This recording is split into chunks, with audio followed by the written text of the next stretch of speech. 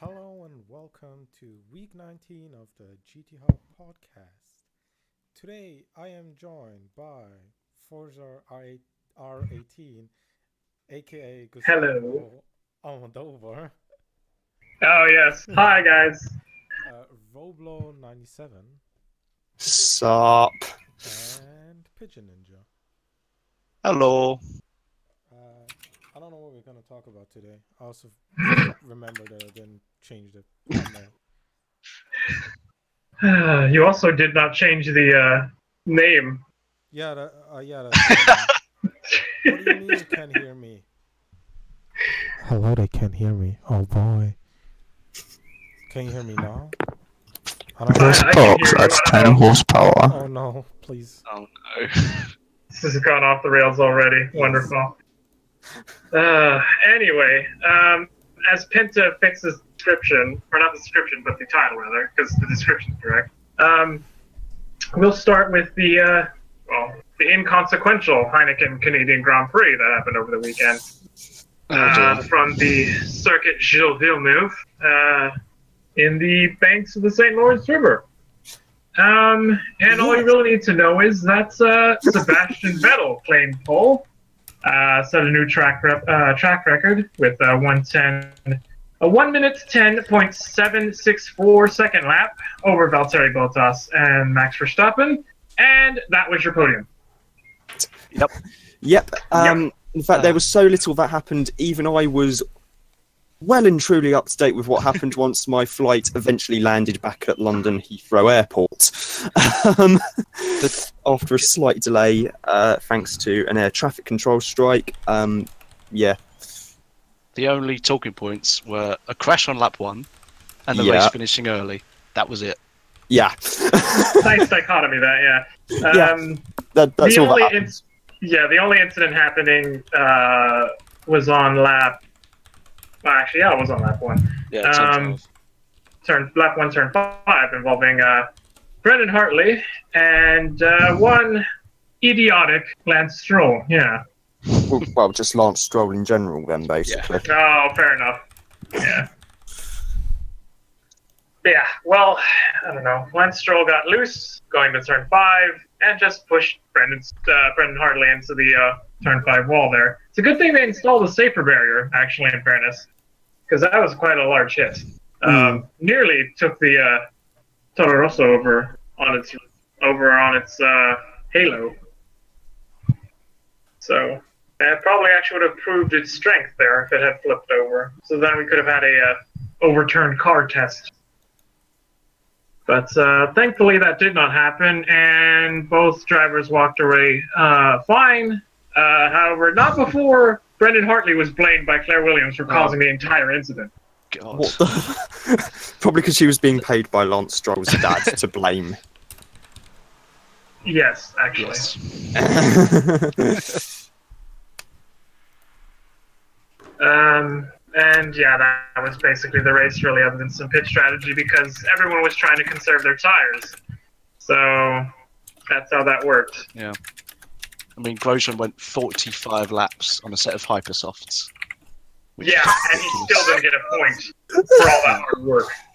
Oh my god, that is brilliant. Though it is still a masterful drive from Grosjean, considering he didn't even get to make a qualifying lap because his engine blew up in spectacular fashion. Yep. He probably actually in the process killing all of the track's mosquito population.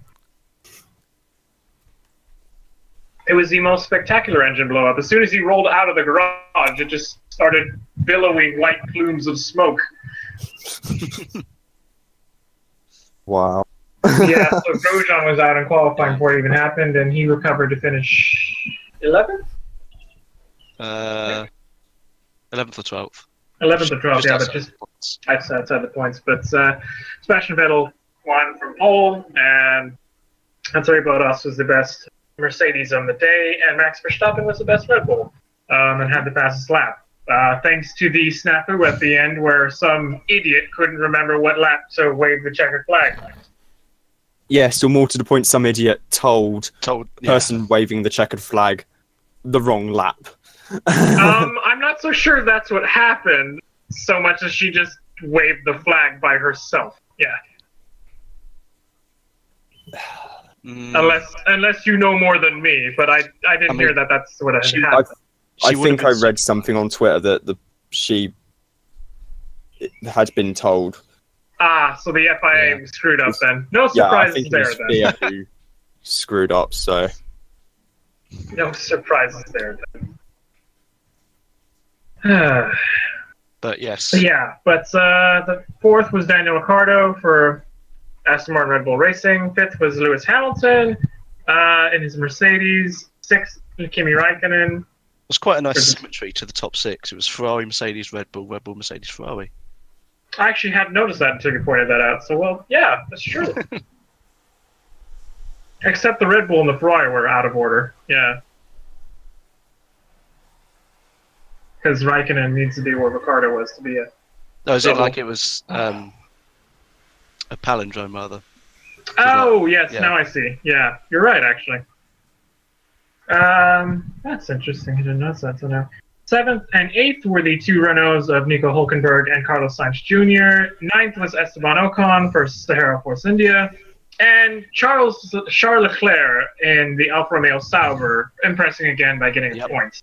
Yeah, or the French. I think he was described as French by David Croft on Sky. Oh, God. Yes, because he knows nationalities. Yes, quite frankly, me and a couple of friends from if you're Monegasque and you do well, you're French. Yes, I still think me and a couple of friends from uni could do a better job. But yeah, that was the Canadian Grand Prix, and now we'll move into another formula, that being E. Yes, the Julius Baer Zürich E-Prix. Yes, the Julius Baer Zürich E-Prix, which had considerably nicer weather than what was forecast on Friday morning when I checked. Well, you wouldn't. Never mind. Yeah, so the forecast was, believe it or not, meant to be for scattered thunderstorms on race day, hence why I packed jeans, walking boots, and a waterproof coat. It's a Formula E race. It can't rain. We've been through this. Yeah, it can't rain. We've been through this with you, Rob. It's physically impossible for a Formula E race to be rained out. Because it'll never rain during an FE event. Yes, and as a result... When you don't want rain, you schedule Formula E. When you want rain, you schedule NASCAR. Simple as that. Yes, I may or may not have ended up getting slight sunburn. Not like you were there to cover the race. Oh, wait a minute. Oh, dear. No, I was there as a spectator. Would you like to tell the ladies and gentlemen why you weren't covering it?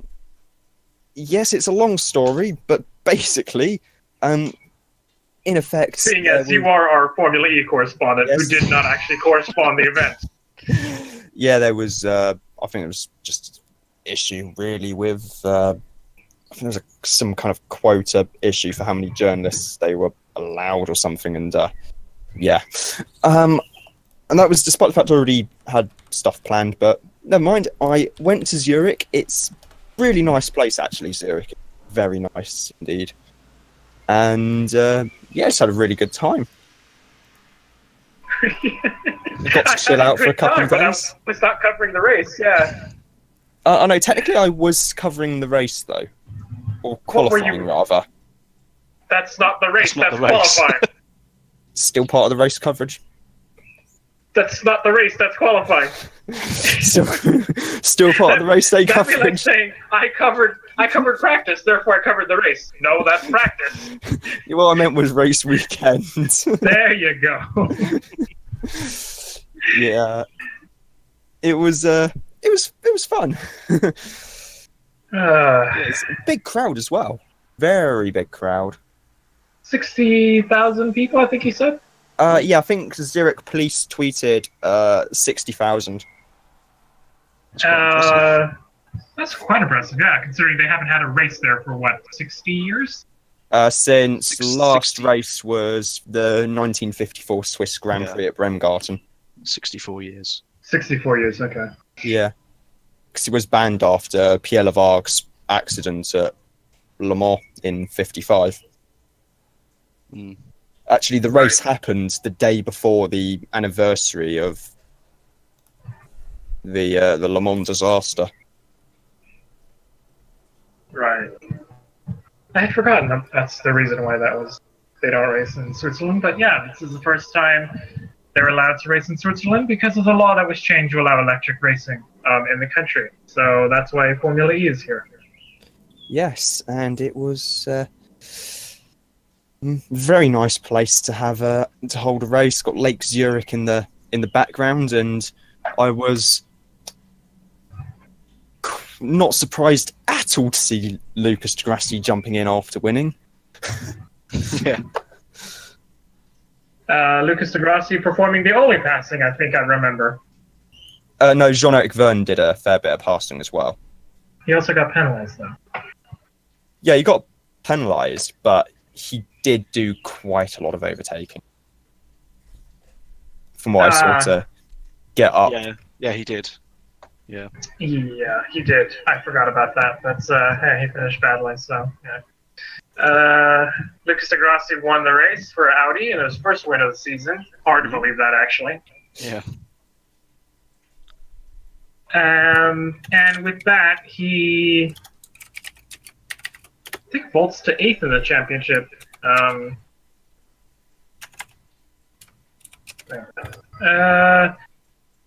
But Sam Bird was second, and with that has slashed Jean-Eric Verne's 40-point lead to just 23 points with 2 races remaining on the schedule. So now there's actually a title hunt on our hands. And it's New York, where Sam Bird won both races last year. So The double header. So are you saying that Sam Bird is going to take the title in New York? there's a chance. It's possible.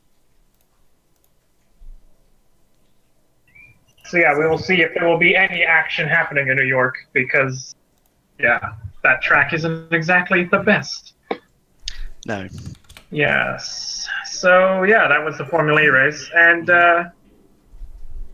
let's go to something more interesting, which is Formula E news. Oh, yes. And over the weekend they had scheduled, or not scheduled, they have the schedule release for the 2018-19 season. That starts in December. Yes, it starts in December. God.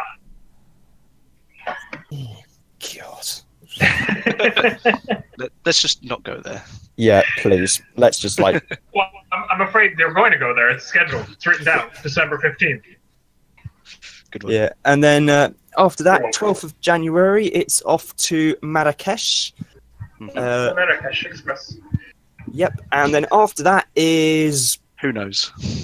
Yeah, exactly, who knows? It's TBA, TBA on the calendar. You know, that lovely location, TBA. It's the most beautiful place in the world, TBA is.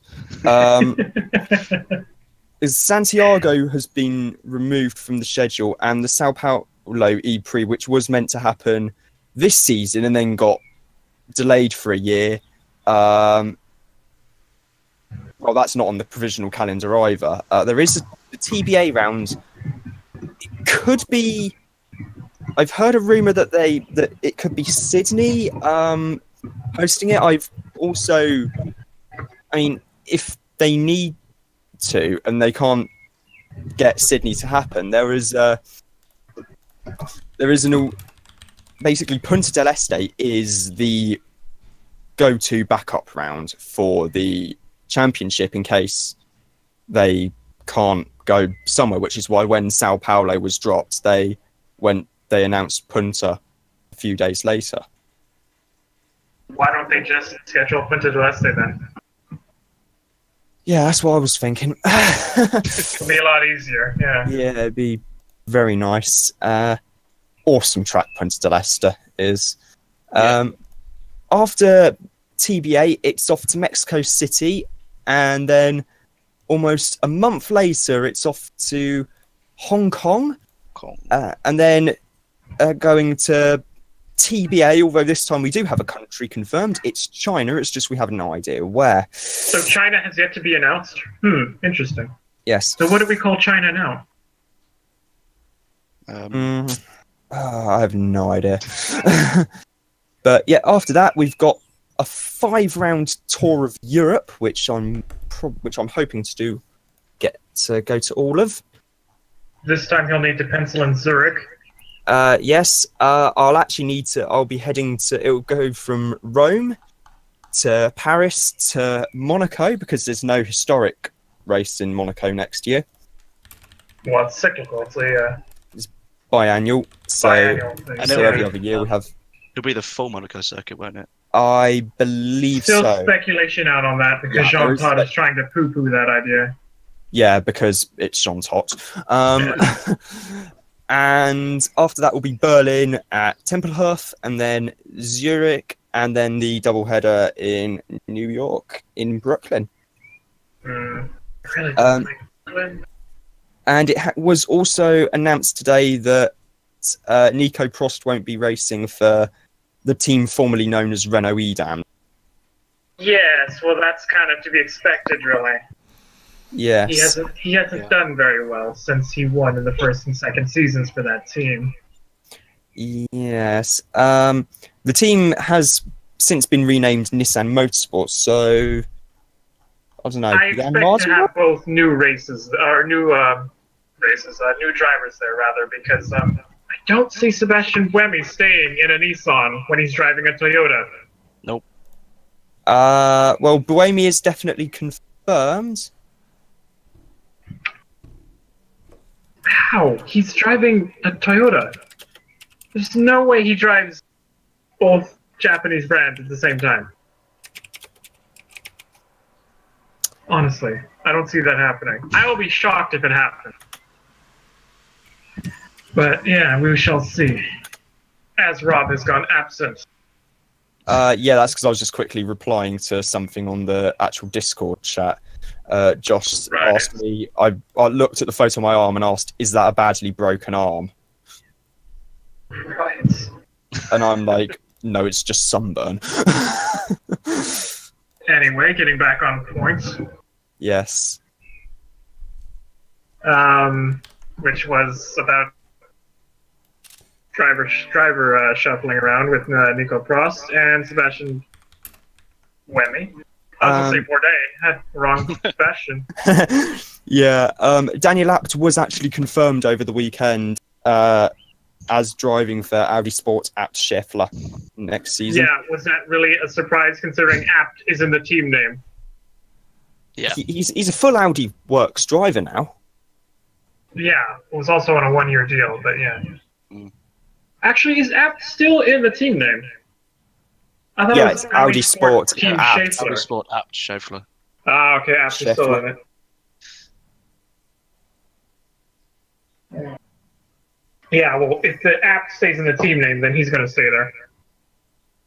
I really don't see him moving. Him and Degrassi have been actually the only driver pairing confirmed so far. Well, in fairness, yeah. Yeah. It's an Abt team. Daniel Abt is going to be in it. Yes. But yeah, the driver merry-go-round is very much in flux. So we will see where everyone lands. However, sticking with Formula News, because we're on a pattern at the moment, we shall go to the enjoyable race of the weekend, which was Formula E. Indycar race. Hooray! We just talked about Formula E. Yes, I know. I was just joking.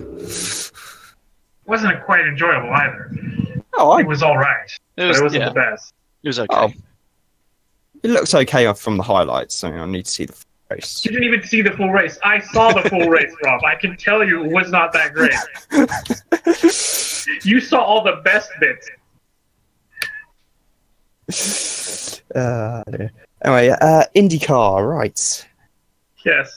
Meanwhile, Texas. me and Pigeon will talk about the Texas Yes. IndyCar race while you do something. And try not to throw my laptop. That would be helpful. That would be Yes, that helpful, would be. yeah. However, before we get into the actual IndyCar race, though, there was a bit of news that we didn't get to mention that had broken over the past couple weeks. And that was that Schmidt-Peterson Motorsports, in place of Lena Gade, has promoted Will Anderson to be James Hinchcliffe's race engineer. Now, the interesting bit about that is that Anderson was lent to Meyer Shank Racing as part of a technical alliance for the 6 races that it was doing this season. And as a result, he still has 3 races left on that team. Mm-hmm. So that being Mid-Ohio, Portland, and Sonoma with Meyer Shank. And when he's not at those races, he will be Hinch's engineer. So he was there at Texas. And no one knows who's going to be Hinch's engineer at the races where Anderson can't filling that role. So that's still very much up in the air. And with that, we will go into the race proper, which started with a Team Penske 1-2-3 in qualifying, being led by Joseph Newgarden. Yeah, they were the only cars to get above 220 on their laps. Yes, in qualifying, which is quite something. I don't really know, really. That was amazing bit of speed that they pulled out when they needed it. Yeah. However, Very Penske-like. very Penske-like in qualifying, but very un-Penske-like in the fact that they had tire issues in the race. Yeah, tons and tons of blisters. It was crazy. They had the worst blisters in the field. Yeah. Because there were blistering issues up and down the field. However, the Penske cars had it the worst. In fact, I think the worst tire I saw prior to when they were allowed to use new, fresh tires was, I think, on Simone Pagenaud's car, where the tire had actually on the verge of falling apart. Yeah, it was about to puncture. It was about to have a puncture before he brought it in. Yeah. And yeah, tire blistering is never a good thing. But that's, I suppose the temperatures and the banking did not work well with the new Firestone compound. No. Which was rather unfortunate because that put an end to the pace of the Penskes rather quickly through the midway through the race. But that's not how the race actually started. It started under an exciting bit where there was quite literally a car on fire. Yes. Poor that Matthias Leist. Yes, that being the number 4 ABC Supply Chevy of Matthias Leist in front of the hometown crowd for AJ Foyt Racing. Car became a barbecue in the worst way possible. He luckily jumped out in time, so he was fine on that one, but that put to bed AJ Foyt's chances rather quickly there. And then, unfortunately, Tony Kanaan also had an issue rather early that put him out as well. Yeah, he clipped the wall coming out of turn 2. And that just broke a toe link. And yeah, broke a toe link, and that was his day done. So both AJ Foyt cars were out at home. So, unfortunately, that was them done, finishing 21st and 22nd on the day. Yeah. Not a good day for them. Not a good day for them in the slightest. Also not a good day for them, for another person, was Zach Beach, who was running quite strongly. before he had the same fate of just hitting the wall and having some sort of suspension issue on his right rear. Yeah, he was running. He started 16th. He was running in 8th or 7th at the time. Did exactly the same as Kanan. Yeah, exactly the same as Kanan. And he was making passes all over the outside and around everyone, and he was running quite strongly. However, he just went too high and caught the wall. That put not his day quite to an end, but it put him behind. He ended up finishing... He was last of the runners at the end. Yeah, 16th. He was... 10 laps down. 10 laps down, yeah. So he was definitely the last of the finishers that were running. And up front, it was basically a battle between the Penske's, Scott Dixon, Alexander Rossi, and the number 6 of Robert Wickens, who pretty much was on pace to lead many laps before pit stops. But unfortunately, he met his demise with a rather poor move between him and Ed Carpenter. Yeah, it was... Carpenter was being lapped by Wickens. Wickens dove to the inside at turn 3, and then Carpenter just turned in on him. They collided, hit the wall, and that was them done. Yeah, it was a rather unfortunately timed incident that took out both of them. But Ed Carpenter admitted it was his fault, and yeah, nothing they could do after that. But Wickens was eliminated when what was probably the strongest car to challenge Scott Dixon, really. Yeah, it looked like he was at least going to finish on the podium, if not get the win. Yeah, for sure. It was going to probably be a battle between Dixon, Hinchcliffe, and not Hinchcliffe, Wickens, and Rossi. Yeah. Because the Penske's had fallen back, and speaking of Penske's, Will Power met his demise through no fault of his own, really. Well, kind of his fault. Yeah. Semi his fault. Yeah, coming out of turn 4. Down the front straight, yeah. Yeah, Clement de Mello got a fantastic run. Going on round Power. Power got aero washed from Hunter Ray's car. They just collided, both in the wall. He wasn't quite cleared enough and moved up, so that took out himself and Zachary Clement de Mello, who was also showing speed at Texas. Yeah, because he started on the back row, actually. He started 21st. Yeah, he started 21st. And at one point, he was running in the top 6, which was really quite impressive. Yeah, he was being really impressive in his car. So, just rookie inexperience fighting him there. In a move he probably should have backed out of had he known better. Because, that was... You could see the door slightly closing, and they kind of just collided. So yeah, but he's a rookie. No fault of their own. But yeah, that's why he's learning. Yeah. But he's been impressive on the ovals, considering he wasn't even supposed to be at Indy or Texas. Yeah. He's just thrust in there, and he's done quite well. He's done quite well for himself. Yeah. Which does lead to the point why he's even in the car, because he's the recovery driver for Pietro Fittipaldi. Well, he was supposed to be doing all the ovals for Dale Coyne in the 9th scene, who will be back at Mid-Ohio. So we wish him well. He's on a speedy recovery already. So. Oh, is he going to be back for Mid-Ohio? That's the plan. He could be back earlier, actually. I think. Mid-Ohio at the earliest, possibly, from what I had seen. Because that'd be quite a quick recovery then. If Bourdais come back from fracturing his pelvis, then yeah, I think a broken leg could heal quite quicker than that. Yeah, but that's Bourdais though. He's just a god. Which is true. He's an Iron Man, Bourdais, so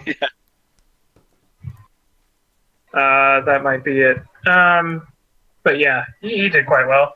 The rookies were doing well all day, actually. In fairness, the results just don't show it because they were all involved in incidents. But the rookies were really impressive on ovals, which really they had no right to be. When you look at it, you're like, there's no way they'll do well at Texas. But there they were. Yeah. Fortunately, the results show that. So that was the last caution, actually, between Will Power and Zach Klima de Mello. And after that, it was a race of... Hello? Hello. Oh. I just heard someone join, that's why I said that. It was a race of fuel mileage and strategy that got Scott Dixon out ahead on lap 130, and he did not look back after taking the lead. Kind of ran away with the race there. Yeah. Shock when Dixon wins a fuel mileage race. I wouldn't really say it was a shock win, really. He led the most laps. He led 119 of the laps. Yeah. So, if anyone was going to challenge and upset the Penske apple cart, it was definitely him because he had a good car. So he led the most laps of the race and had the pace and fuel mileage to do it. So, that's how that worked out. However, the surprise did come in the form of Simone Pagenaud being second at the end. Yeah, just 4 after seconds behind. his tyre issues and all the pit stops, he was looking. He was 2 laps down at one point. He did go 2 laps down at one. But somehow he managed to stay in front of Rossi at the end because Rossi kept on trying to go to the outside at turn 1, but wasn't enough grip for him to go around. Yeah, that was actually the interesting bit of the last probably 15, 20 laps or so was the battle between Pagenaud and Rossi, and even Hinchcliffe at some point for the battle for second, really.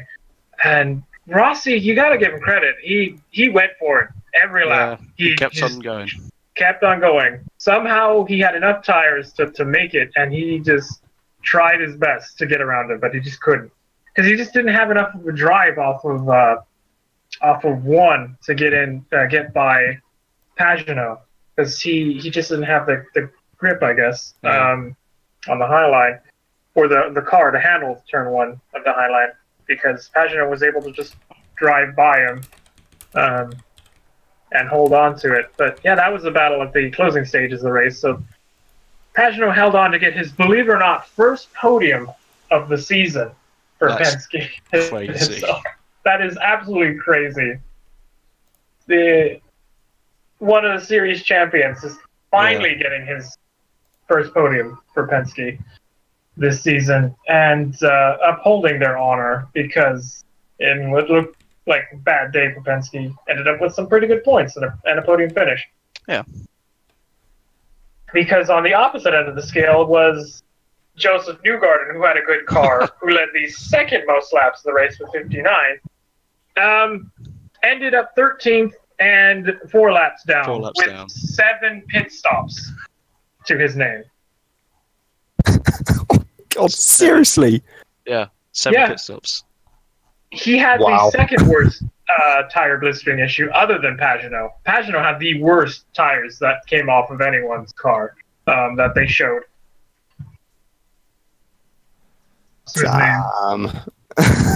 Wow.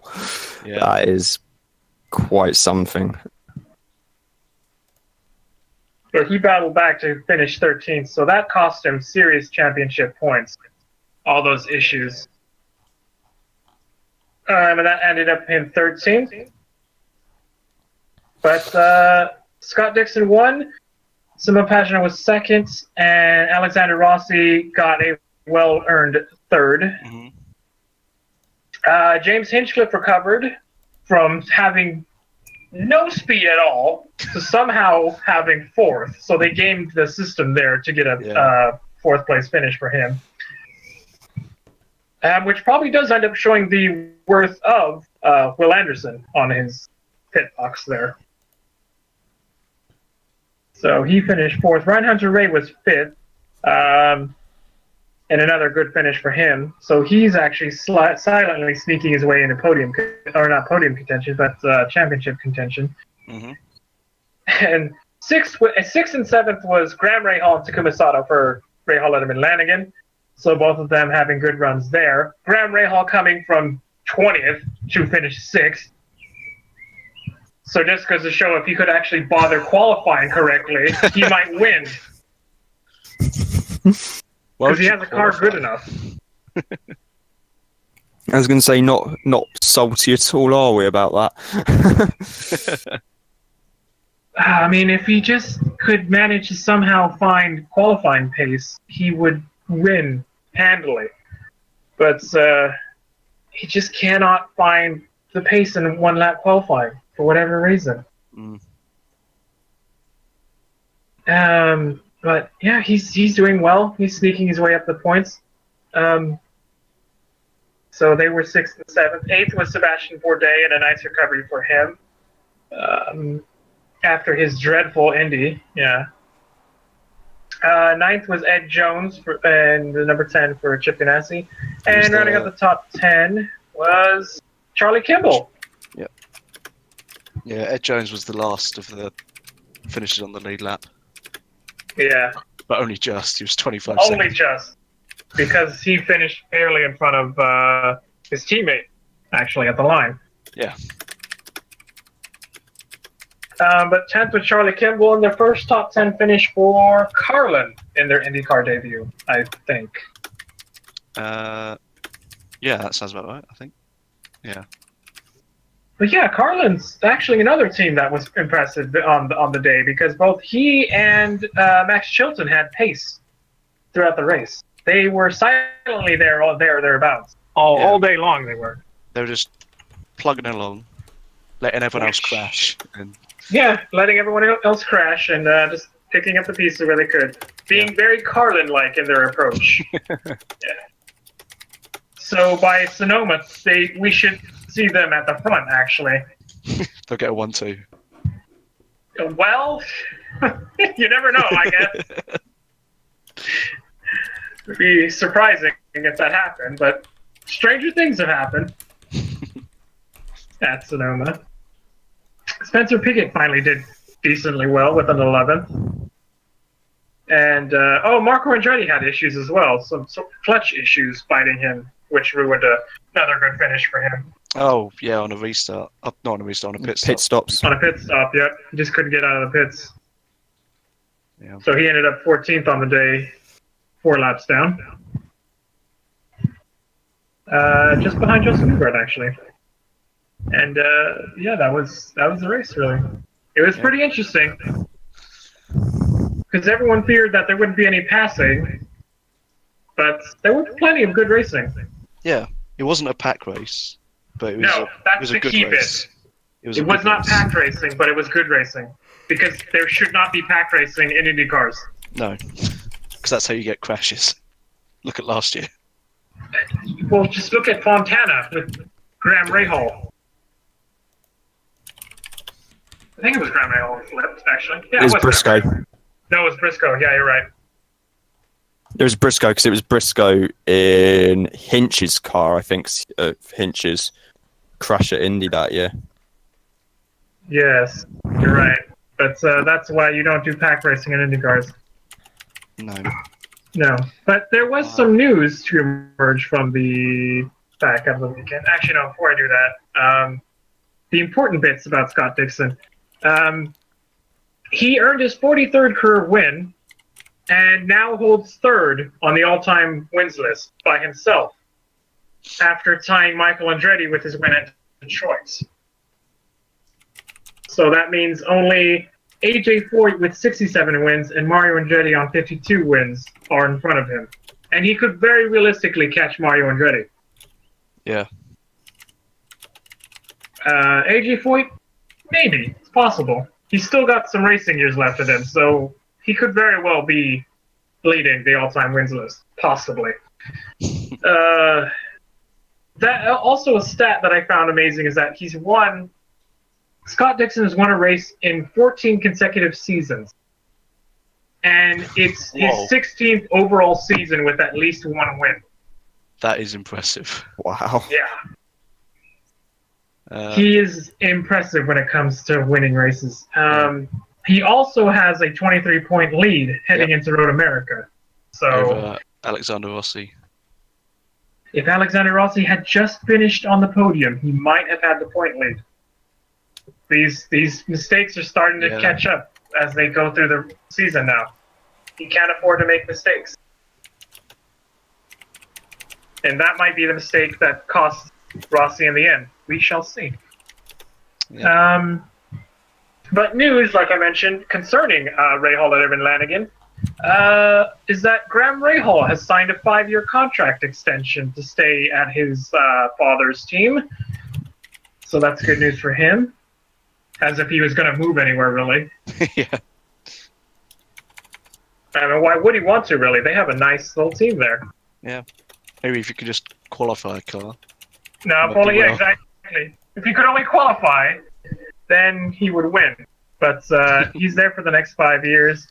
And Lena Gade has been sniffing around at Rahal and Lanigan for a job. Yes. Interesting. They have been talks made with her concerning a position either at the Indycar team or in the IMSA program, or potentially both. But nothing has come out of that yet. They were just talks. So we shall see where that leads. But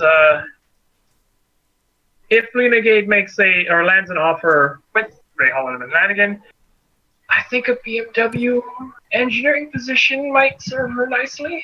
Maybe an Indy 500 position. You know, you never know. Just saying. IMSA program with BMW and Lena Gade. That's a very dangerous prospect in the offing there. Yeah. Yes.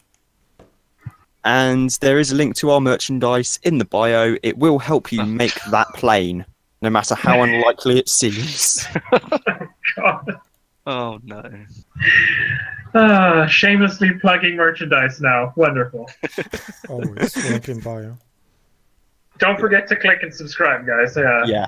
That's and where we're make at, sure you like apparently. the video as well. So smash that like button. But by God, March, we need money. Suddenly we're Nismo TV, yeah. Make sure you smash that like button, and if we get to 7 likes by the end of this video, I won't sing at the end. Oh God, please save us from that. Please hit that like button. You have to help us. Yes. It's working. Someone's liked already.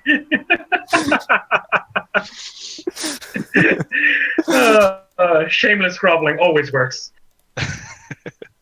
Oh, man.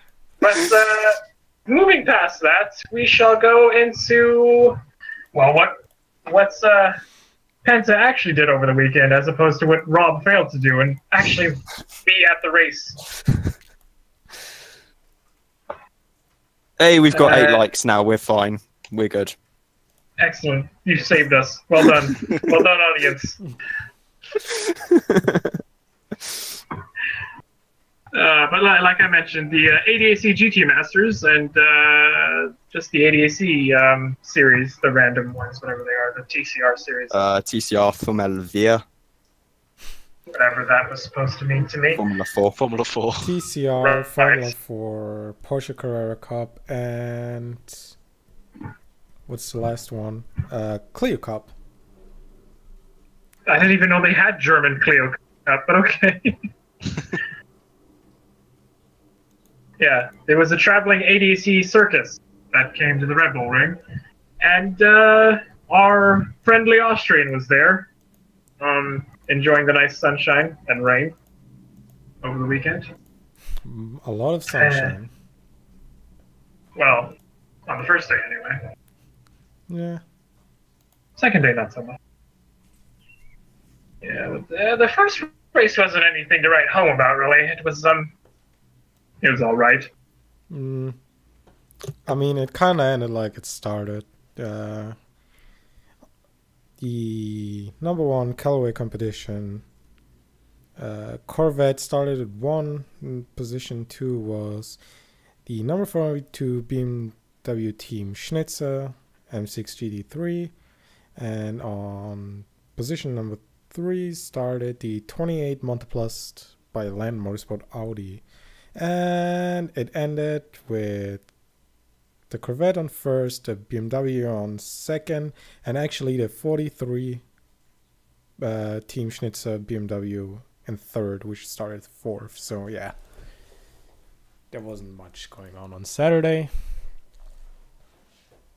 However, there was some flag spotting, thanks to you. That was fun. How that lasted.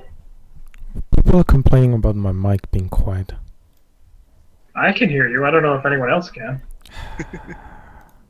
They're just trolling me. And then I turn it up and then they say, oh, it's so quiet. It's so loud. Just fucking decide, for fuck's sakes. Find a nice happy medium.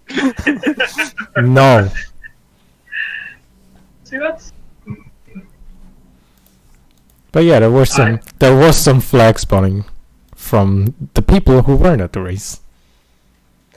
Because yes, us being in the chat, yeah. Yeah. Because I brought the GTHub flag, which you can buy on our store. You're welcome for setting that up.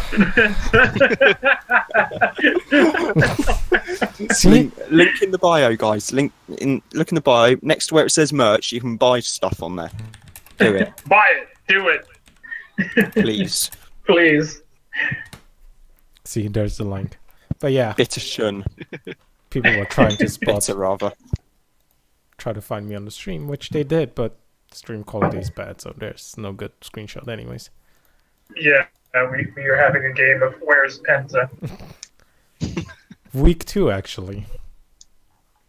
Oh, wait, that's true, yeah. I forgot about the other one, when you were standing on the side of a quarry, yeah. Yeah. It's a long story, people don't ask. But yeah, that was the first race, and the second race was a lot more eventful, considering because, well, rain happened, and everyone fell off track, basically. There was a lot of track limit abuse, I can tell you that, especially in T1. Well, wet track and surface adhesion, yeah, who would have thought it, yeah. Tires that don't have any tread in them tend to not do very well on a wet surface, no. Unless, of course, you're in the GRT Lamborghini, yeah. Yeah, but that's a different story. But yeah, we started the Sunday race again with the number 1 Callaway competition Corvette on position 1. On position 2 was the HP Racing Ferrari 488 GT3. And on position 3 started the Precourt Herbert Motorsport Porsche 911 GT3R. So yeah, the race started in dry conditions, but about, I don't know, 10 minutes later, 15 minutes later, it started to rain after turn 2, like between turn 2 and turn 3. But the rest of the track stayed dry until it really started raining, and yeah, you're not kidding. From the pictures, it looked rather dire. How was it there? Well, to be fair, in turn 1 where I was sitting, there was barely any rain. There wasn't as much rain as like up the hill, because it looked like it was raining cats and dogs turn 1 and 2. Turn 2 and 3 actually. Yeah, it did look rather poor in those areas. But yeah, down the front straight, it didn't look like it was raining that badly. So no, it was the first spot that immediately dried up. Because, I don't know, it's like I was sitting at almost like right at the corner of T1, and where the 150 meter marker was, it was like barely raining and drying up really quickly, but that came later. Sorry, my phone. No problem. It's not as bad as Rob's random noises, so go on. But yeah, star of the show, the number 63 Lamborghini by orange one by GRT Corvette Racing, started in 24th position and made its way up to second position and finishing the race in second. Impressively, I didn't even know that. I just read that they were the entire race on slick tires. Andrea Colorelli started. I find that so hard to believe. Yeah, Colorelli started the race, and they decided to stay in when it started raining, and everyone basically went in. I think they were the only car, or one of two cars maybe, that didn't change to rain tires. So, yeah. I don't know. Honestly, that man is magic when it comes to staying on track. Yeah. He was like, nope, I'm going to stay out. Or the engineer told him to stay out.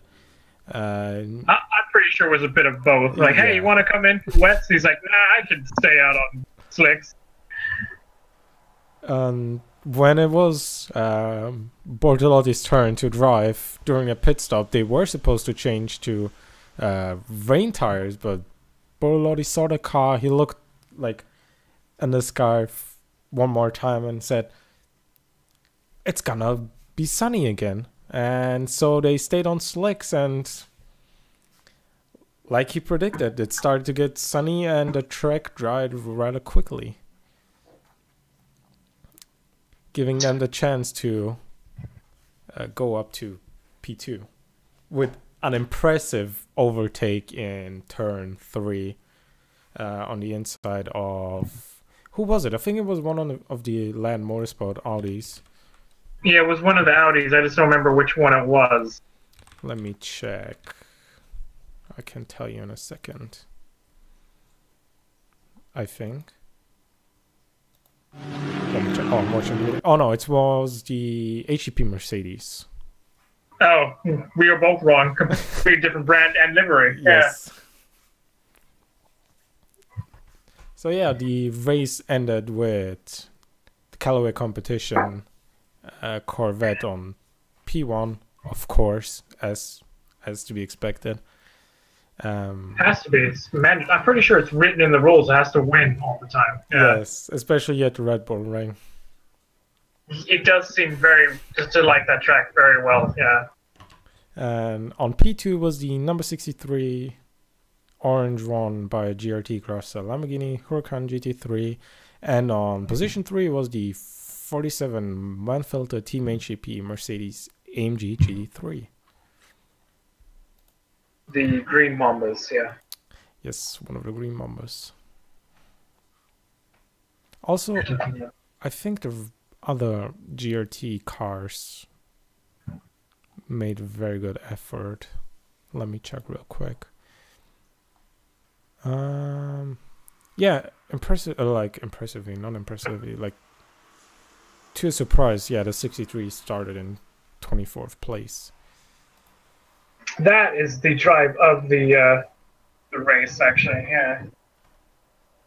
Let's see where the number 19 ended up. Oh, in 29th. And it was going so well until he found the actual results. He's like, hey, they did quite well, never mind. They started in 28th, so they only lost one place. But I think they were first or second in the junior class or whatever it is. I didn't even know there was a junior class. I don't know. It's weird. It's like, we all gotta be different. But yeah. I know the VLN has a junior class, but I know that they had one. But yeah, it was, Saturday, it was an okay race, but Sunday really was the race. And I highly recommend rewatching that. I know I definitely will. While I wait for Le Mans coverage, which neatly segues into what... Speaking of Le Mans... Yes! Yes! We will be covering the Le Mans 24, or hinting at what's happening this weekend in a minute or so. While Rob regains his consciousness. No, I will just Good stand morning. up and Guten Morgen, wie geht's? Oh, jeez. Christ. It's going so well until then. Yes, Almost made it a whole show without his pigeon German emerging, but no. and you can tick that one off your bingo cards, dear listener. Damn it. Anyway, yeah, this Saturday and Sunday is the Le Mans 24 hours. And is anyone else as excited as I am? Because, yeah, it's Le Mans. How could you not be? I know, it's Le Mans, it's awesome race. And in fact, as we speak, I'm just getting a Word document up on my computer so I can have a permanent note over maybe some prediction. Maybe some predictions, he says. I mean, that's brave. Trying to I predict mean, that is pretty 24. brave to try and predict, actually. You couldn't even predict who would win the Indy 500, and that's predictable somewhat. I mean, there's less cars. Yeah, I know. And, of course, the first comment is about the Le Mans is negative. And it comes from Kazuo. Screw them all. Less one's And boring. Spencer.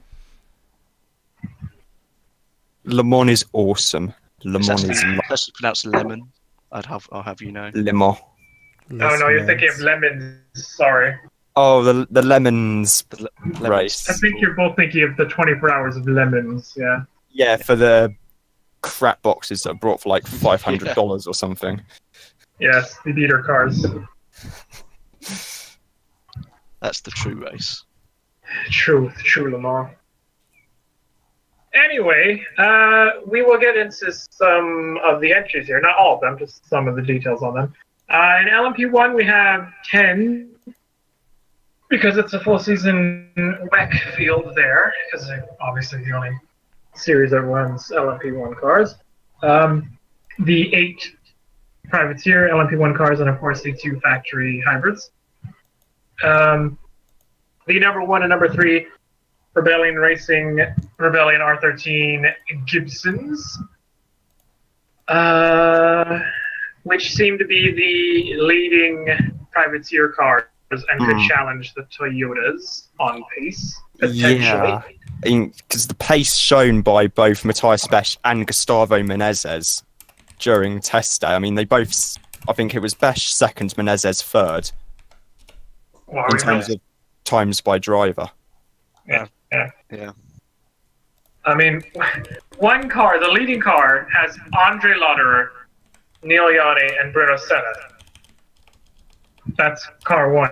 Car 3 has Matthias Besch, Gustavo Menezes, and Thomas Laurent. So, Yeah. can you pick apart any driver in that lineup? I No. can't. No, No. exactly. And that car is basically Oracle 7 with LMP1 bodywork and engine in it. So it's not really a weak link there, as far as I can see. So, but this is the first 24-hour race for that package. So if anything's gonna go wrong, they're gonna find it. Yes. Well, I think Toyota will find their problem first. So See, I don't know. I really want Toyota to win, but yeah, I want it to be a close race. If anything, if I want a Toyota to win, I want the number 7 to win of Mike Conway, Kamui Kobayashi, and Jose Maria Lopez. You see, I want Just for the the sole- opposite to happen because Jose Maria Lopez is in that car. So Yes, I know. want the 8 to win because the Cheetos in that one. Yes, I know, but the 7 winning and the 8 breaking down or something. Oh, the saltiness on Oh, Twitter F1 and from the Twitter. F1 media Mad. is just going to be absolute field day in terms of content. See, this is where my prediction comes in the fact that all the other LMP1s break down and Jensen Button wins. You see, and he beats him to the Triple Crown. Oh, Then he'd be like, well, I won Le Mans, now I have to go do the Indy 500. yes, the Button alongside a co-driver with quite a lot of Indy 500 experience in Mikhail Aloshin and Vitaly Petrov in the number Who 11. also happens to be an XF1 driver. Yeah. And Actually, ironically, the guy who held up Alonso's last championship hopes. yes, in 2010. 2010, yeah. The ultimate irony if they involve a track incident over the weekend. That would be amazing. Really funny. Yes, the sister SMP car is for Stefan Sarazan, Igor Orudzev, and Matej Vosizakian. Now that the BR1s have actually been modified. You mean so they don't become airplanes? Yeah. So they don't become Mercedes-Benz CLRs. I think you'll find they were CLK, actually. Yes. For 99, it was the CLR, I think. Before that, it was the CLK GTR. Same thing, really. Yeah, same thing, given that even the GT cars back then were, well, prototypes, which just so happened to have... Calling that a GT car is a bit generous, I think, yeah. It's not quite as generous... I would call a Porsche a GT1 car, but not that thing, no. In fairness, it's still more of a GT car than the TSO20, the GT1, from Toyota. Where to try and prove that it actually had boot space for, I don't know, a pint of milk and a loaf of bread, they actually had to take most of the fuel tank out. If not the entirety of the fuel tank. The best definition of a homologation special ever, yeah. Yes. Still makes me laugh even to this day. Yeah, but if anyone's going to challenge the Toyotas, it's probably going to be the Rebellion. However, the other LMP1 runners are the number 4 Bicola's Racing Team, Enzo CLMP 101 Nismo, because I just like saying that name. Oliver Webb, Dominic Krayhammer, and Tom Dillman. Someone I've interviewed. Who, Tom Dillman? Yeah. Oh, that's right. You interviewed him at Formula E race. Yeah, Berlin. Did you just ask him about Le Mans, did you? No. Not even off the record? Typical Robin.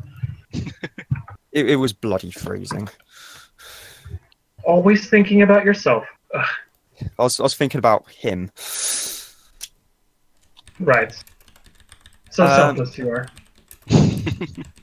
The Bicolis Enso CLMP 101 Nismo actually looks quite decent as well now. They've ironed out all the issues they've had in the past, and the car looks actually all right. Ironically, also not an LMP1 car, yeah. Yes. Because it's still based on the bones of an old Lotus LMP2 chassis. Des chassis, I think. A Des, Lotus, Collis, whatever you want to call it, yeah. Yeah. And after that, there are the pair of CEFC TRSM Racing Ginetta G60 LTP1 Mechachromes. The important bit being the CEFC bit that has to stay on there even though they're not involved in the program any further, yeah. Yes. Hence why the commercial half of Yorkshire is sponsoring the cars, yeah. Hey, Yorkshire tea, God, love a good cuppa. Yorkshire tea, God, bloody marvellous. Oh, God, I wasn't prepared for that. Yes, they've even got one of their. They've got Charlie Robertson, Mike Simpson, and Leo Russell in the number 5. Mike Simpson, I think, is actually their head of marketing, sales, or something. Who? Mike Simpson at Ginetta. He's director of marketing and sales. Yeah. For Ginetta. Yes, it's a factory driver in more ways than one. And the number 6 car contains Ollie Rowland, Alex Brundle, aka Cookie Monster, aka Baby Brundle, and another driver another driver I happen to have interviewed, Oliver Turvey. And you didn't ask him about Le Mans either.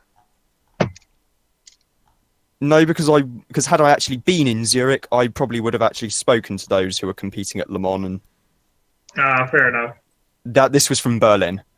I should point Still out. could have asked him about Le Mans, but just my 2 cents.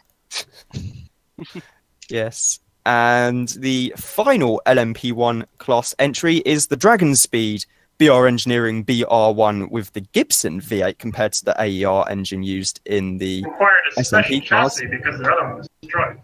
Yes, for Ben Hanley, Renger van der Zande, and Henrik Hedman, the only bronze-graded driver in LMP1. However, he's quite handy in a prototype car. So, Yes, I mean, Hanley and van der Zande are going to be quick. We all know that, but... the key bit about that entry is if Hedman can keep it on the lead lap and keep it on the track, it'll have pace in either one of their hands. Yeah. Yeah. More specifically, Van der Zande, because I actually don't know if he's driven the car yet. Van der Zande has driven the car. He had to get his 10 laps. Yeah. On test Well, day. I mean, like, in an actual wet race. No, because he was wasn't unable to do Spa yeah. because Yeah. his IMSA commitments for Wayne That's Taylor. right, that's why Racing. Pietro Fittipaldi was driving, right. Yeah. Right. So it should be interesting to see how well he goes in that car in an actual race for them. Should be quite quick. I still think the 17 might be a bit of a dark horse because it's got Stefan Sarazan in it. Yes. Okay, so should we do predictions at the end of each class or do later at the end? I mean, if you want to be so bold as to predict anyone winning, then sure, yeah. I would call you a fool if you want to do that, but... Yeah, I've put down the number 7. You put down the number 7 as winning. That's your prediction. Yes, because the saltiness. Right. If Alonso doesn't win is going to be...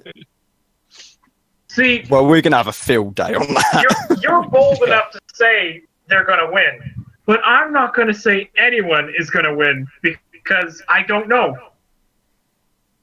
But if you had to guess who might be... I mean, if I had to pick one, I would go with Fernando's car because I think it's a stronger lineup with Buemi and Nakajima in it. But, well, also Fernando Alonso. But, see, I'm not going to be picking anyone because you are a fool to think you know everything when it comes to Le Mans. Have you learned nothing from the last 3 years? Yes, I have learnt a lot from the past 3 years, and that the Toyota failing with about 3 minutes 40 seconds to go was peak. I think that the fact that Toyota's win last year, surefire win last year, was taken away from them by the fact that Vincent Capier gave Kobayashi a thumbs up. Yeah, Vincent Capier, yeah. More on him later. Oh, man. Hopefully they did something about his driving suit this season. Yeah. I can confirm there is some orange on the graph SO24. Oh, God, they're doomed then. No. They're doomed. Yes. If the driver is wearing any form of orange, then they're just doomed. Oh, dear. But Yes. moving into the biggest class, that Oh. is the LMP2s with 20 entries. I'm just doing it by team because that's easier. We have the 22 and 32 Ligier SP217 Gibsons for United Autosports. They look quick. Both The on that line. Ligiers have been changed a bit for this year as well with their Joker pack. A bit. I think that's being a bit generous with the changes. I think they were fairly redone, over the off season. Yeah, and I'll tell you what, they're a hell of a lot closer to the Orekas than they were last year, so... Oricas, rather. I still don't think it's going to be a close race in LMP2. Yes. It's going to be an Orica or Alpine race to win, I think. And that is the only prediction you'll get out of me because just on sheer numbers alone, Orica has the advantage, really. Yeah. Yeah. I mean, Well, actually, they have the same amount as Ligier, but New yeah. York is a stronger package overall. So I mean, then again, the 22, Phil Hansen, Paul di Resta, and Felipe Albuquerque. Albuquerque, yeah. Albuquerque. Yep. That is one very strong lineup, and Albuquerque was but actually you're right forgetting up there. the second United car. The second car, Willow Hugo de in. Sadler, Hugo Willow, de Sadler and one Pablo Montoya. Yeah. Yes. Yes, Mr. Juan Pablo Montoya in it. Who is actually using this outing to learn Le Mans, because he'll probably be back next year in an LMP1 car to go for the overall win. I was going to say, why am I just mentally picturing United Autosport fielding an LMP1 next year? Well, I wouldn't put it past them.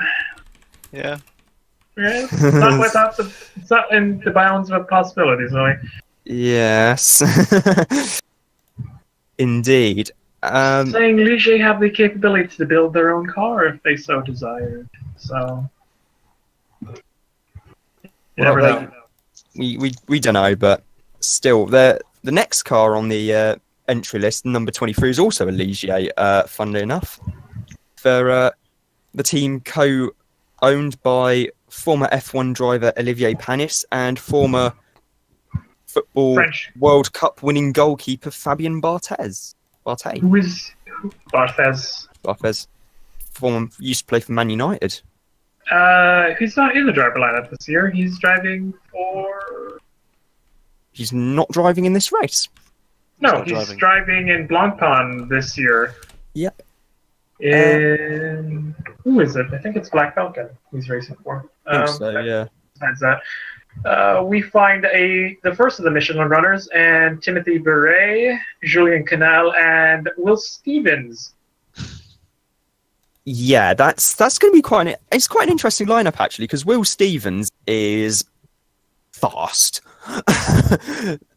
Simple as that. Beret's still pretty damn young from memory as well, and I think Canal is the gentleman driver in that car. He's very much a very sneaky silver, yeah. Yeah.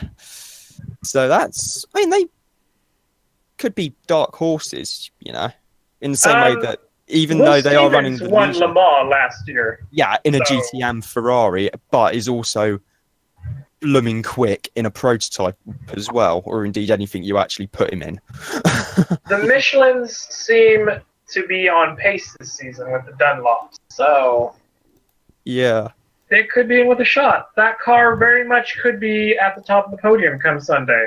You never know. Yeah. However, the next entry definitely doesn't have a chance. No. No way in hell. All gentlemen drivers.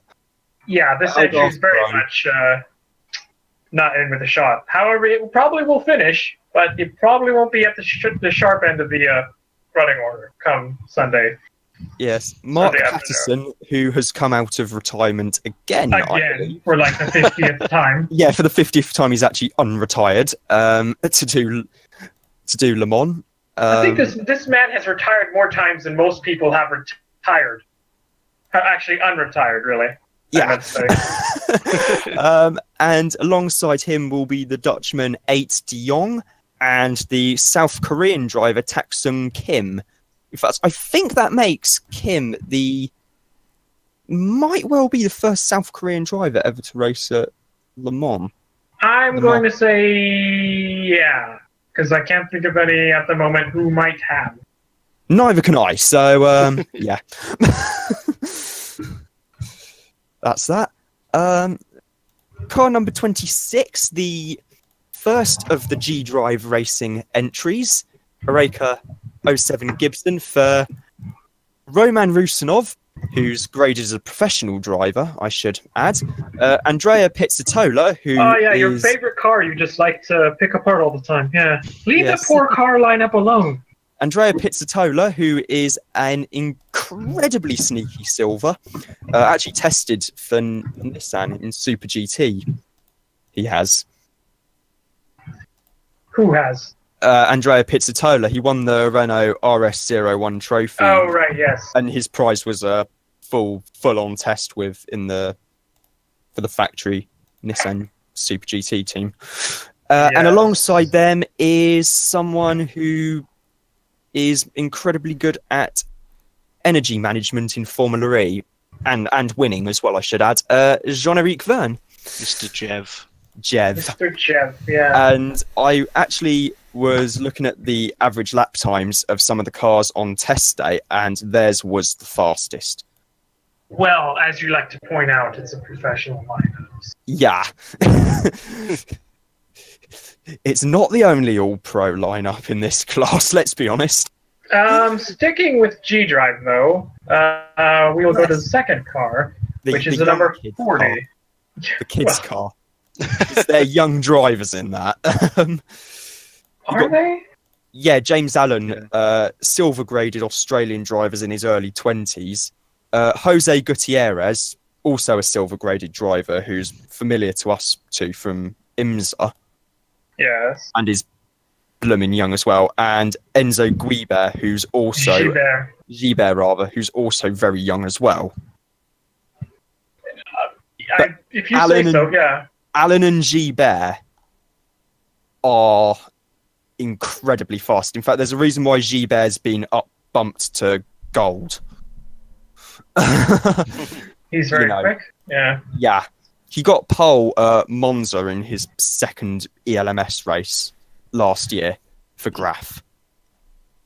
Ah, now I remember that name. Yes. And James Allen won a couple of races in the sister Graf car as well. In fact, in the Moss series, wasn't it? Yes. Also, it's interesting. The 26 is actually being run by TDS Racing, and the 40 is actually being run by Graf Racing. Yes. We'll get to Graf Racing in a bit. But first, we will go to the actual TDS Racing car, that being the number 28 on Dunlops. And that lineup consisting of all Frenchmen. Yes. That being the very young and up-and-coming Francois Perrodo and Mathieu Vaxivière. Perrodo's not young. That was the point, yes. Oh, sorry. Mathieu Vaxivière and Loic Duval. Yes, I actually read something quite interesting on Daily Sports Car, where Duval actually said that the LMP2 cars are as quick, if not quicker, around Le Mans than the first of the non-Audi hybrids from when he first became a factory driver for Audi. Wow. And this is meant to be a junior class. Well, lots of power and downforce will do that, yeah. Yeah. And Vassivière is immensely fast, so's Duval. Yeah. I mean, it's like we mentioned with the Dragon Speed LMP1 earlier with Henrik Hedman. If Perrodo can do a similar thing, keep it on the lead lap, keep it on track. They're in with a shot, yeah. They're in with a shot, you know, because Vassivière and Duval are both absolutely immense. However, the next car is one that definitely is one to watch, perhaps, if only because I don't know how it's going to do, in all fairness. Neither do I. That being the number 29, yeah, no one really knows. If they tell you they do know, they're lying. The number 29 Racing Team Netherlands, Delara P217, the first of the Delars, and this one being another Michelin runner, Frits van Erde, Guido van de Garde, and the peerless Jan Lammers. Yes, Jan Lammers, former Le Mans winner, albeit 30 years ago. Go on, bugger off, you stupid thing. Okay, then. And the last race for Jan Lammers for this team. Yes, because after Le Mans, he'll be replaced by one Mr. Nick de Vries. Another Dutchman. Yes. So, yeah, the Delars, I don't know if they have true pace, really. It's hard to gauge. So that will definitely be something to see, particularly because you can't question the speed of Jan Lammers, but Fritz van Aert is very much a gentleman driver, and, well, he's the key points of that lineup.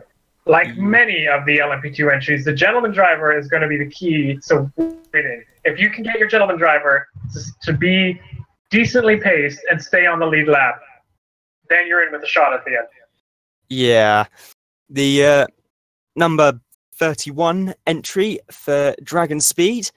It's another Orica. It's running on Michelin tyres as well. And it is for Roberto Gonzalez, former Champ Car driver.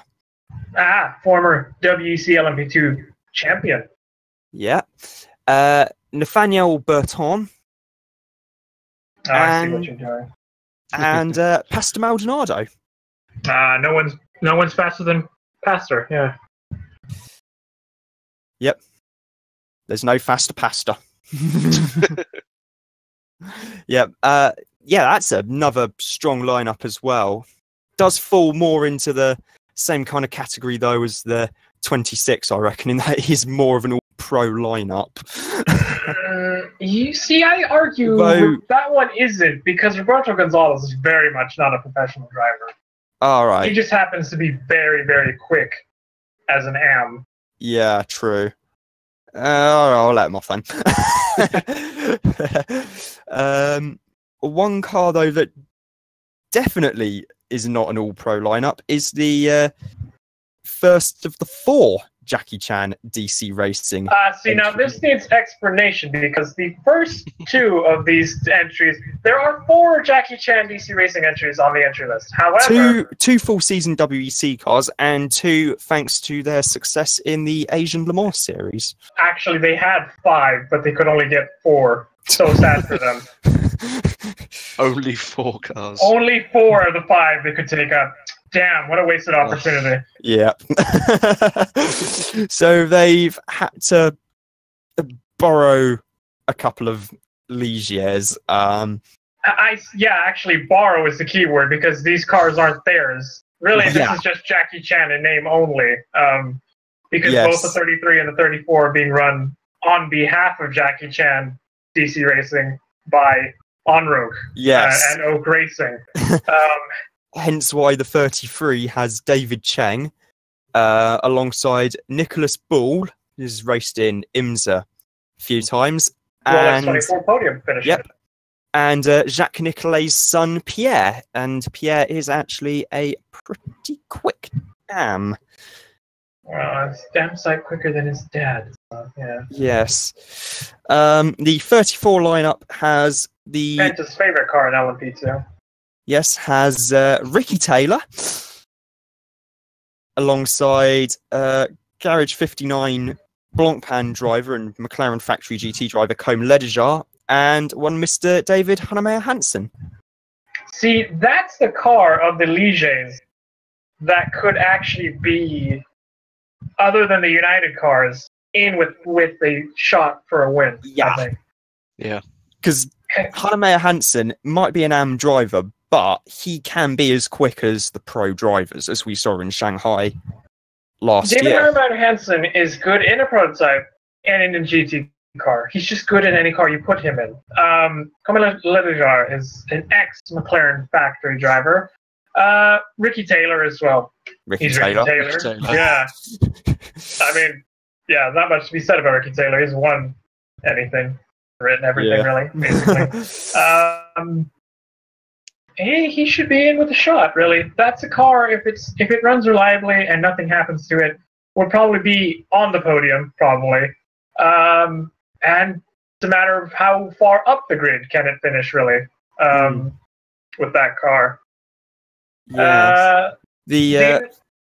Sorry? Go on. I was going to say, the next 2 cars are the full season. Oh, actually, just stick with the DC, Jackie Chan DC cars. Yeah, I was going to do their full season entries. The 37's the all-Malaysian lineup of Jasmine Jafar, Nabil Jeffrey, and Wei Wong Tan. Thanks.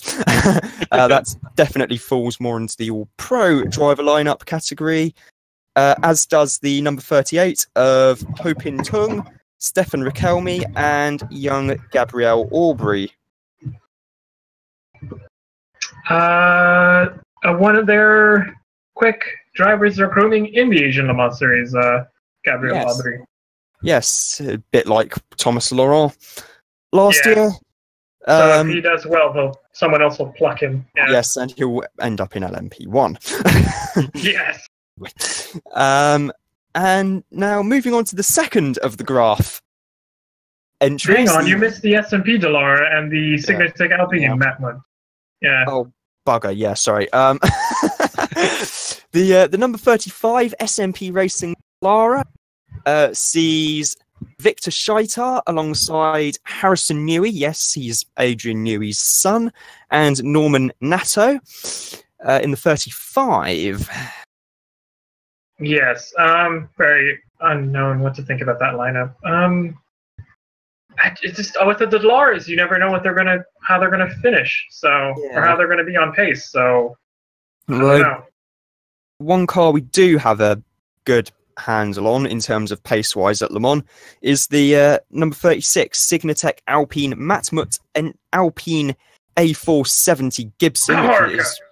Yes, it is just an Orica with a Orica with a French badge. it's an Orica painted in blue. Very An lovely Alpine blue. badge. Given Yes, a number. yes. Just a special chassis number. This one's got Nico Lapierre, Andre Negrão, now that he's been bumped up from a silver to a gold, and Pierre Thirier. Right. No slouches in that lineup there. Nope. Exactly. In fact, actually, in terms of average lap time, they were second only to the 26 G Drive. Of course, yes. Yes, and now we come to the graph SO24. Isn't it SO24? Stands for SAF Objectif 24. I know, but wouldn't it just be graph SO24? I have no idea. I'm going with SO24. All right, I'll take your word for it. SO24 it is then. Number 39 for the man who inadvertently broke Toyota's biggest fan. Yeah. Vincent Capilliere, alongside Jonathan Hershey, who's rated as a gold, and one Mr. Tristan Gormandy. Someone who should have been in this year's Indy 500. Yes. Had it not been for one of his many reasons, which are all available to be read on Wikipedia, I'm sure. Yeah. Yes. Now we come to one of the easiest cars to spot on track, the number 44 Eurasia Motorsport Ligier JSP 217 Gibson. On Dunlops. On Dunlops, yep, for Andrea Bertolini, and the usual suspects being Nick Johnson and Tracy Crone. I say easiest car to spot because it's lime green. I thought you were going to say it's the easiest car to spot because it'll probably be in the wall. Yes, lime green, and okay, yeah, Tracy Crone can be quick. On his day, he's pretty quick. However, he doesn't have many good days. That's all I'm going to say. It was funny when he was racing in the European Le Mans series a few years back. And I think he had to skip around due to business commitments. They just ran as a two-driver lineup because Nick Johnson's graded as a silver. I'm just going to leave it at that. Yeah, and move on. Move on to number 47. Yes, Settelar Villorba Corsa LMP2 Dallara P217 Gibson for the European Le Mans Series team for Roberto Lecourt. Yep, on Dunlops for Roberto Lecourt, Giorgio Cernigiotto, and who should have been Andrea Bellici, but has been replaced by one Mr. Felipe Nasser. Who has experience in Dallara chassis, however, in the Cadillac DPI version. Yes. And again, that looks like a good lineup, but you never know with the Dallara. But the courts of bronze. Well, it has some pace in the LMS. It's shown flashes of brilliance, that car. Yeah. So, It's not going to win, but it could very well score some nice silverware, possibly. Yeah. In third. Who knows? Really? We don't know. Nobody knows. It's Le Mans. No one knows. It's Le Mans. Nobody knows. The only surefire prediction I can make out of LMP2 is that Orca will probably win, and the Tracy Chrome car will not finish because Tracy Chrome. It'll be in a wall somewhere. Anyway, the number 48 Edex Sport Oreca 07 Gibson on Michelin tyres. It's got a good lineup. Paul Lafargue, son of Patrice Lafargue. He's the quicker of the two, comfortably. Paul-Luc Chatin and Memo Rojas. And Chatin actually set the second fastest time on test day. Although I think he was, like Nathaniel Burton in the 31, doing a qualifying sim at the time. Right, okay. One to watch, definitely, though. Yes. And finally, one car which, with all due respect, is not going to be a contender for a win or a podium. With all due respect to Jack Leconte's team, is Labra Competition with their Ligier GSP 217 Gibson on Michelin tyres for the all-gentleman lineup, like the 25 of Erwin. French as well. Of course, for Erwin Creed, Romano Ricci, and Thomas Dragoneau.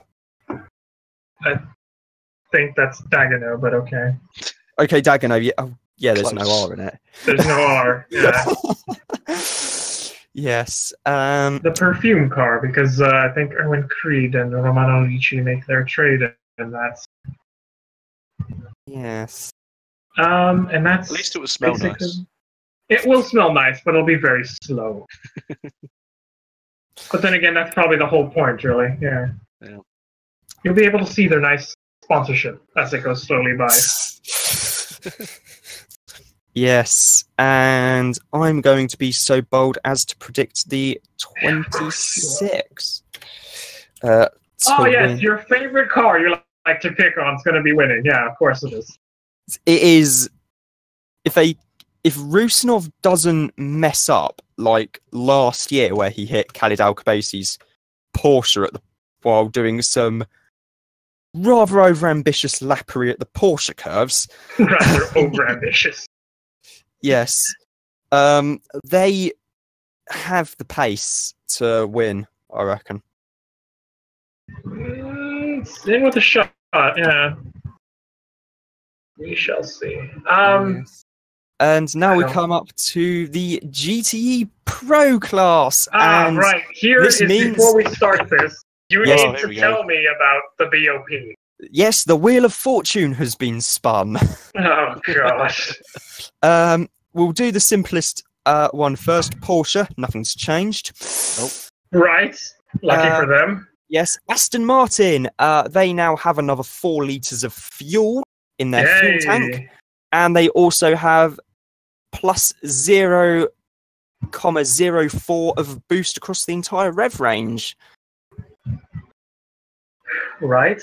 So they now have more boost in a bid to actually get them somewhat. They have more boost and more fuel, so they basically thrown out the kitchen sink to give them more pace. Yes, because they were a little bit off the pace on test day. I think a little is being a bit 5 generous. seconds They were about 5 pace. seconds off, yeah.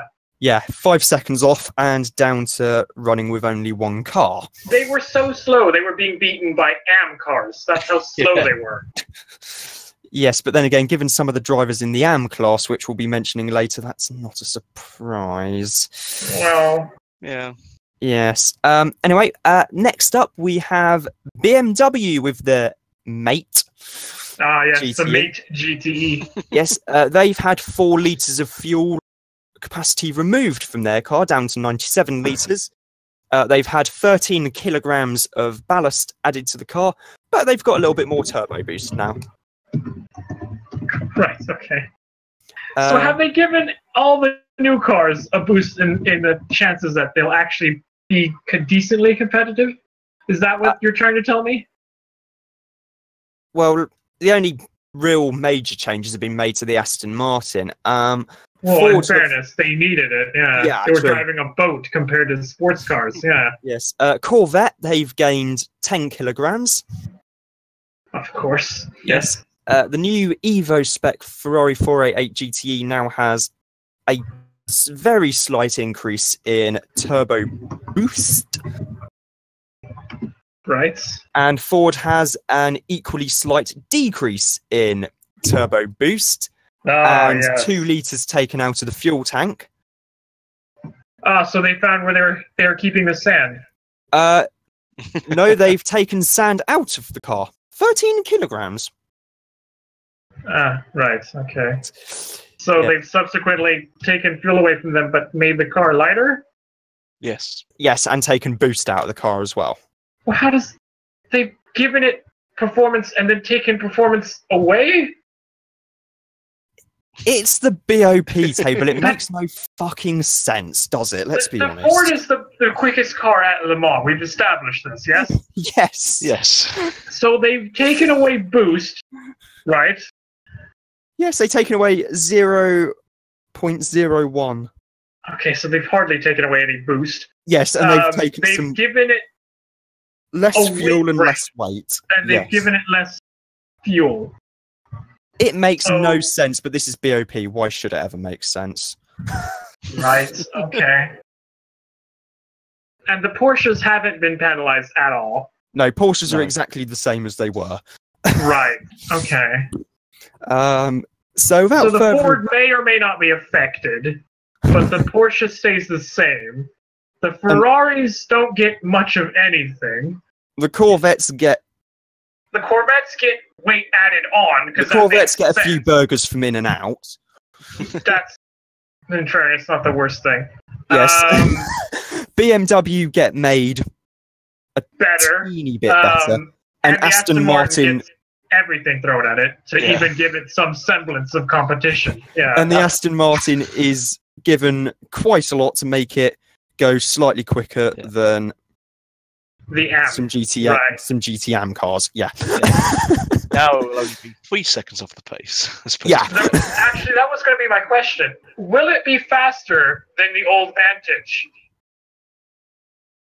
I don't I don't know. know because the best time the old Vantage done it on test day was a 4-minute 1, but that was with Right. Paul Dall'Alana driving it. Right. So, okay. So It'll we be have quite no. embarrassing if the old car is quicker than the new car. That Well, given would that be the a old- step backwards. Yes, To but be the old car's got Pedro Lamy in it. To be fair, so To be fair, that's like Williams in Formula One. So yes, that That's does true. make a lot of sense actually. Yeah. However, the Astons have a better driver lineup. oh yeah, Yeah, the Astons do have some very good drivers in. But we'll start off with the AF Corsa trio of cars this year. Ah, yes. Well, because only one of them's for Le Mans. Yeah. Yes, they have their 2 full season entries. The 51 for Alessandro Pierguidi, James Collado, and Daniel Serra, and the 71 for Davide Rigon, Sam Bird, and Miguel Molina. The 52 is the Le Mans only entry and contains a bright red paint scheme for You Tony forgot to mention that the 488s are running an Evo spec. Yes, they are Evo spec cars because you're not allowed Evo spec in GTM yet. But the 52 contains Tony Vilander, Antonio Giovinazzi, and Pippo Durrani. Right. So, Ferrari's hopes lie on 6 drivers that may or may not be on their pace. Well, actually, 9 drivers, rather. Yeah, 9 drivers. I don't know Yes. what to think about the Ferraris, really. I mean, They're let's either face there it, or they're this is- not. Yeah, I mean, let's face it, this is GT Pro, so there's no weak links in any driver lineup. No, which is the problem with the car, but the 488 isn't slow, it's just not faster than it was. Well, that's because it's been BOP'd back a bit, I think. Which kind of doesn't really make sense. It's BOP. It never has made sense, I don't think. This is true, but I don't know.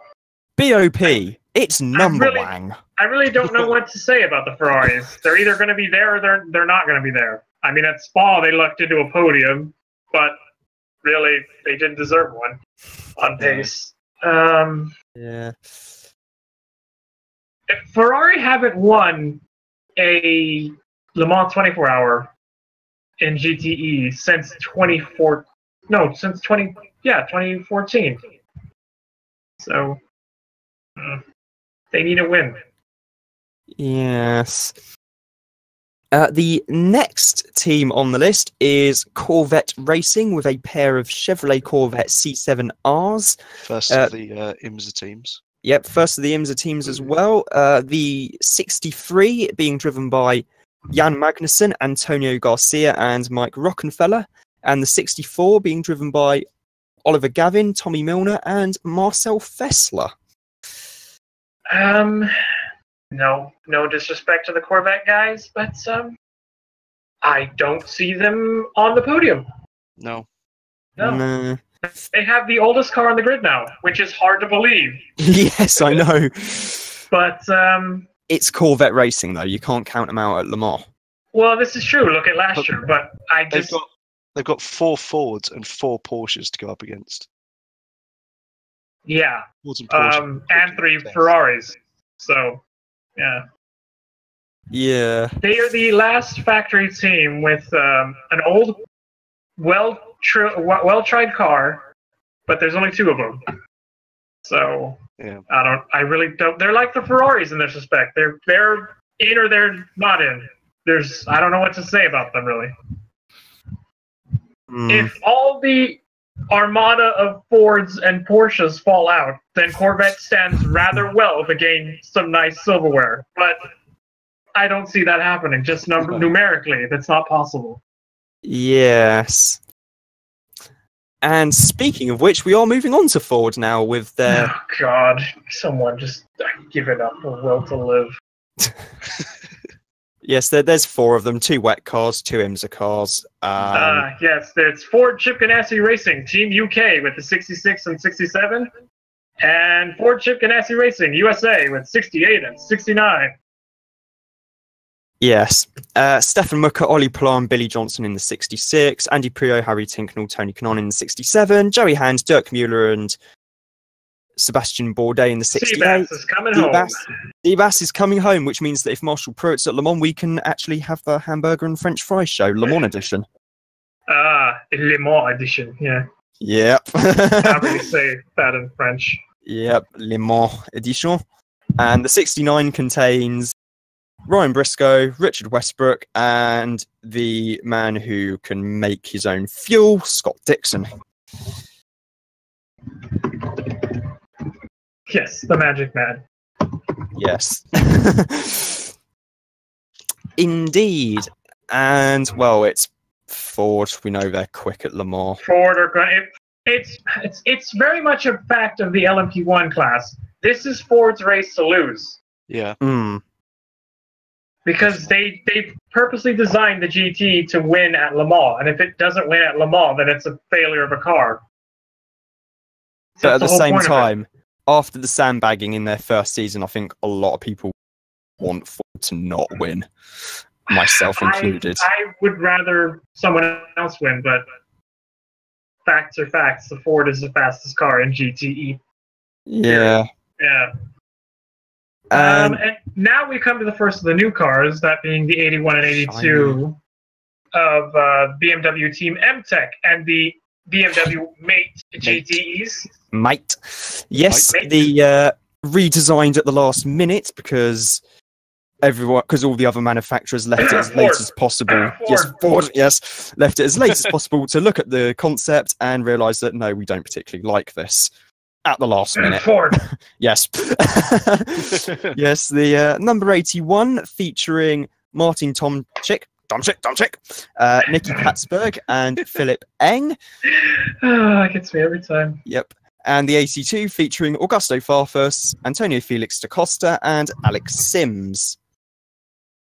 Again, what do you say about this car? It has pace and IMSA. It's been proven. It's done the opposite of what Aston has done, really, and which they should have done, is fielded it in IMSA to get mileage on it in races. But they might be in with a shot. I still hope that BMW one day sees the sense to bring IMSA cars over, so then we can have Bill Auberlen in GT Pro. Well, it's not enough space, really. Yeah, true. There's already 4 Fords and 4 Porsches. I don't think you can squeeze in a third BMW. Yeah, true. Unless, of course, it was a customer car. Yes. However, now we come to the Porsche GT team land. Yes, Team Manthey versus Team Core. No, Team Manthey versus Core Autosport. Oh, that's the one, yeah. Yeah. Yes. Of course, the 91 being the Rothmans livery. Yes, the 956 and the Pink Pig. Being the 917/20. Sorry, hyphen. The Pink Pig. So yes, Pink Pig. Yeah. The Rothmans Porsche will be driven by Richard Leitz, Jamria Bruni, and Fred Makovicky, with Michael Christensen, Kevin Eston, Lawrence Van Tor in the Pink Pig. The biggest shame, though, Bruni's first Le Mans for Porsche. Yes, the biggest shame though is that the 93 and the 94, they didn't have time to wrap those in heritage liveries. Yes. Otherwise, they would have had a Martini car and a 1998 overall winning livery on the 94. Yes. The 93 being driven by Patrick Pilet, Nick Tandy, and Earl Bamber, and the 94 being driven by Romain Dumas, Timo Bernard, and Sven Mueller. I look for one of the Porsches to possibly be the car that wins. Yes, indeed. In my predictions, I simply wrote down for GT Pro, a Porsche. The question is which one? Actually, it doesn't even matter which one, because Porsche's already won Le Mans with their retro liveries.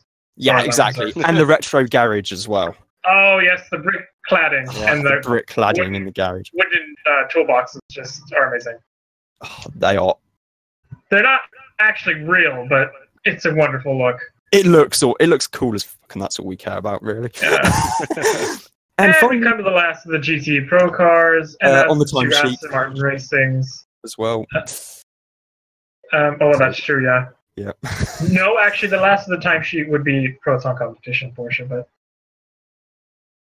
anyway, the number 95 and number 97 being Aston Martin Racing new Vantage AMRs for Marco Sorensen, Nicky Thiem, and Darren Turner, who upsets the Dane train there, and Alex Lynn, Maxime Martin, and Johnny Adam. Yes, I was going to say, surely there's room to get Kevin Magnussen at Le Mans in an Aston Martin to race against his dad. That would be sacrilege, because it'd be Aston versus Corvette. Actually, even better, Christina Nielsen in a works Aston. She's in a Porsche. Yes, I know. More on that. And now we come to the GTMs. Actually, so one thing I was going to point out quick. Yes, there is actually a brand new 95 Aston, because most of the time, the week between test day and the race, Aston Martin Racing were building a brand new car from the ground up after Marco Sorensen had what looked like, judging by images of what I've seen on Daily Sports Car of what was left of the debris fencing, the mother and father of all accidents. Strong car, though, because it got out, so... Yeah, very well-built car, thankfully. Also not the only incident for Aston Martin Racing. No. As the 98 had issues as well. But now we move into the M's. The number 54 Spirit of Race Ferrari 48 GTE, not an Evo, because you're only allowed year-old cars in M. Yes, hence why the 98 is still the previous generation Vantage. And so is the 90 as well. 90, yeah. Yes. TF Sport Car. The 54 of Giancarlo Fisichella, Francesco Castellacci, and Thomas Flor. Flor being an AM, being the one to watch in that car, because if he's on the pace, the 54 will do well.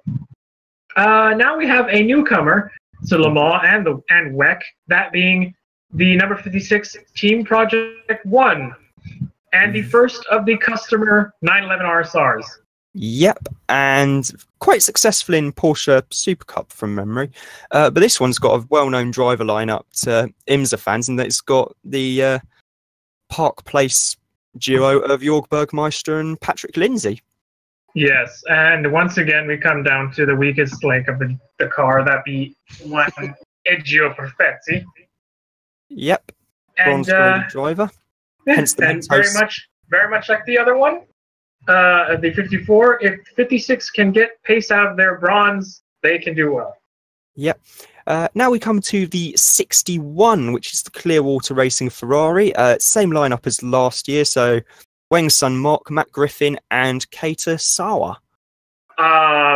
Could do very well, if they can keep things together. It's Clearwater Racing. They're in with a chance, I reckon. Yeah. However, one car that isn't in with a shot is the number 70. That being the MR Racing Ferrari 488 GTE of Olivier Beretta, Eddie Cheever III, and Motowaki Ishikawa. Yeah. Yeah. One pro and two M's. Yeah. Well, Cheever, I'd say, is more pro. M. Yeah, well, never mind. Coming on now to the fastest car on test day, the number 77 Dempsey Proton Racing Porsche 911 RSR for Matt Campbell, Christian Reed, and Julian Anslauer. Both Matt Campbell and Anslauer being Porsche Juniors. Yeah. Yes, and both being bloody quick. Well, that's why they're Porsche Juniors, yeah. Yes. And now the second Dempsey Proton car, the 88 of Matteo Carioli. Cairoli, I think it is. I don't know. Cairoli? Yeah, whatever. I think it's Cairoli. Cairoli. Khalid Al-Khabasi and Giorgio Roda. Another strong lineup. Well. Another strong lineup. Because both Reed and Al-Khabasi for their driver grading are, they're up there. They are a good, strong lineup, yeah. And I remember sticking with the Porsche theme. Actually, I was going to say, so I was chatting on Twitter to someone a while back about Proton Racing, and apparently, I think I was told that Christian Reed actually rates Cairoli rather highly indeed. Yeah, he seems to be good in the Porsche. And in that, I think he said that Cairoli was one of the quickest drivers he's run. And let's not forget that Proton, back at the turn of the decade, were the factory Porsche team in Europe. That's true, yeah. That is true. So that is high praise indeed.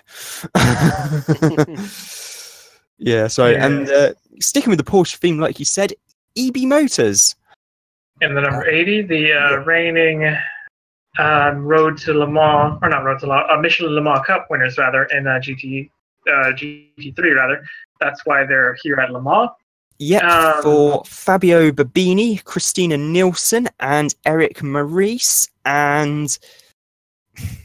Yeah, how do I... Could be a sneaky car, yeah. No. Yeah. Really? No.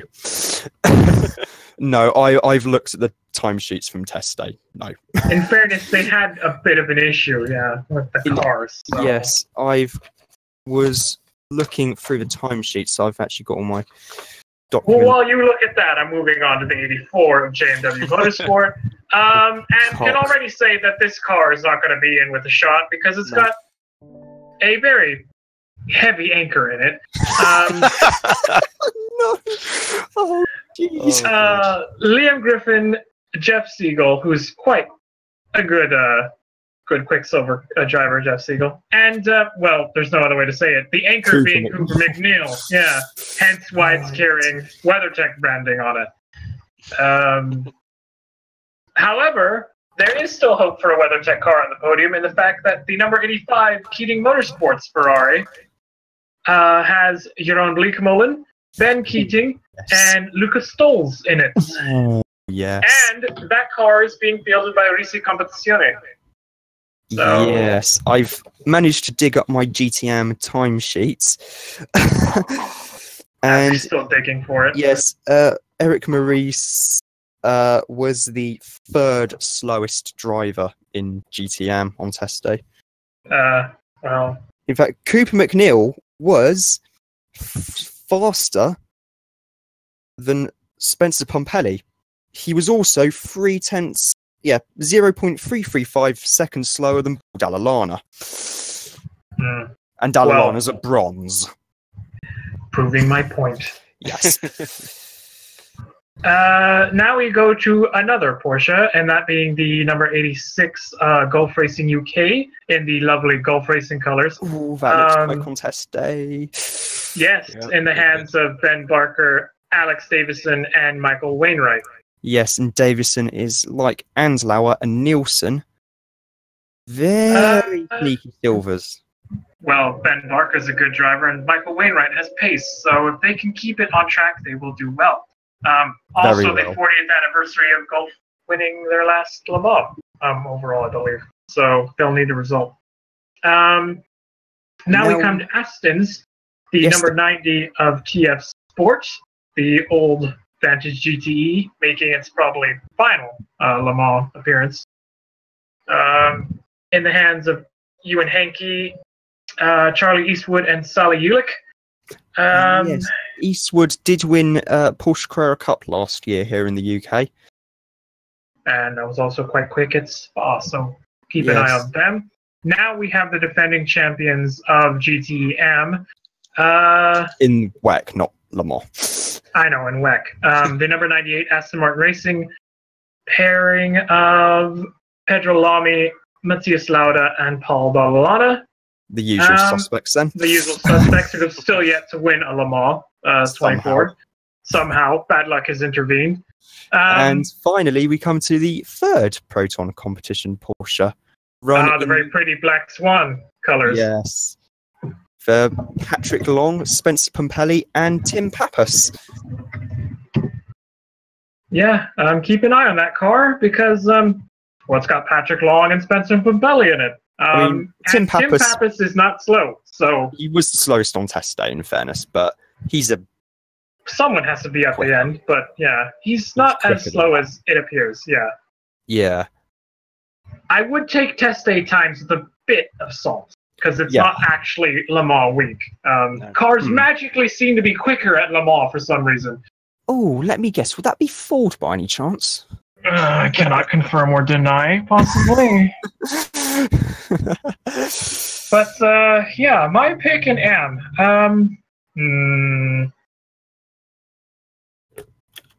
I want to go with a Porsche. That's, Bleak Mullen is in with the podium, I think. The Keating Ferrari is going to have a podium.